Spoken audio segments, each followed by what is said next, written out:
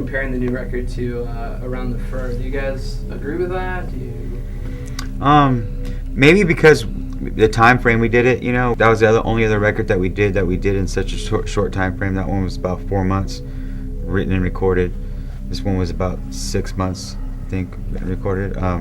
This was a very immediate record. Where we all wrote it inspired by each other pretty directly. He'd have an idea, I'd kind of sing a part over it, blah blah. Move on to the, it was.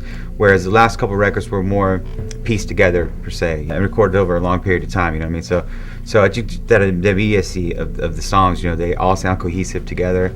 And it's a good picture. The record paints. I think similar to maybe something like Around the Fur, which has that same immediate feel to it. Getting towards the end of the recording for Eros, our bass player was in an accident.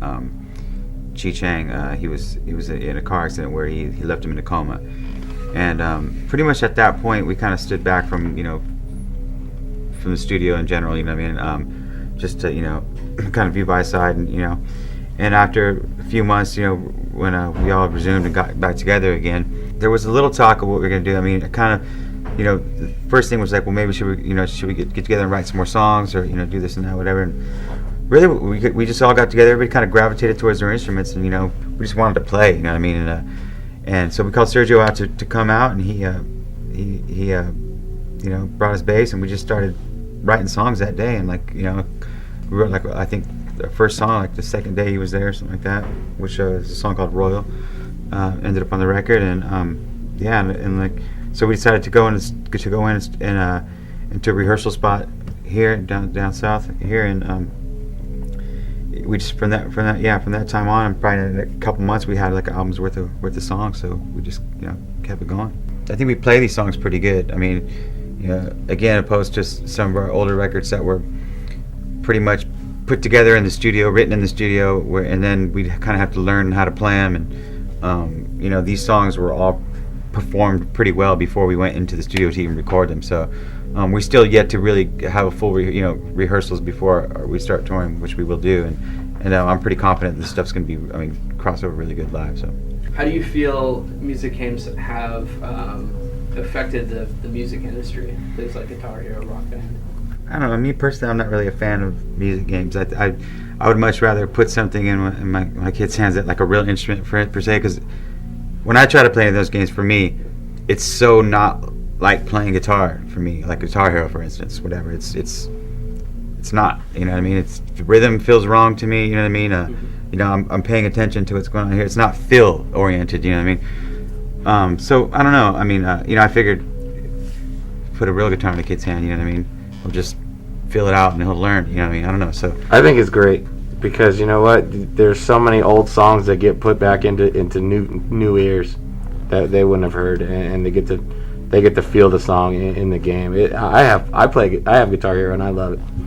I can't get past medium, with any skill, but that game is fun. And like I said, you get to I got the Van Halen Guitar Hero. That one's great because now I get to play along to all these Van Halen songs, and it's just a video game. I'm not really playing the song.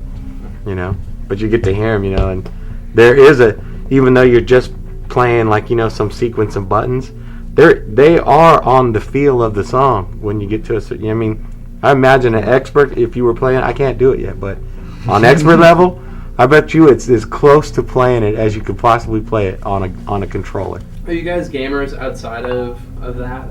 I'd heard somebody say Modern Warfare. You guys all game regularly? I play video games pretty much. I think he probably video games the most. Yeah. Steph used to be really good at... I used to play Tiger Woods all the time. Number one in the world. He was number one in the States for like a year. The world. Yeah, it was like on 2004 and 2005 were the first... Well, 2004 was when it went online first. And I played that and I made it to 5th. But the 2005, I made it to 1st and dominated them for a few months. It dominated the tour too, because he went nowhere without his flat screen and a video game, and that's all he did. You guys take video games on the bus or wherever you are? At times there has been, yeah. I got my PSP with me. I've had a PSP before. Handful of games, not a lot. I go in and out of phases, I'll find a game that I really like and I'll finish it, and then I probably won't play it for a while. The last one I played was Resistance, I think. finish that. And I like God of War and stuff like that. I like sports games. I like FIFA 10. I like. Yeah, we played that like when Yeah. when we're out like in overseas. We had what did we have back there? PS3. Yeah. Yeah. And So we we played played a lot of soccer. Yeah, FIFA was 10. good. The show. I play MLB the show, and I play games on the iPhone too, like Nova and Brothers in Arms 2. I play all those like multiplayer, like first-person shooter games. Like I play them on the I phone. like SOCOM and stuff on PSP and stuff. I like that stuff. Paper toss. Paper Toss. I like the God of War series, man. I think it looks great and plays great.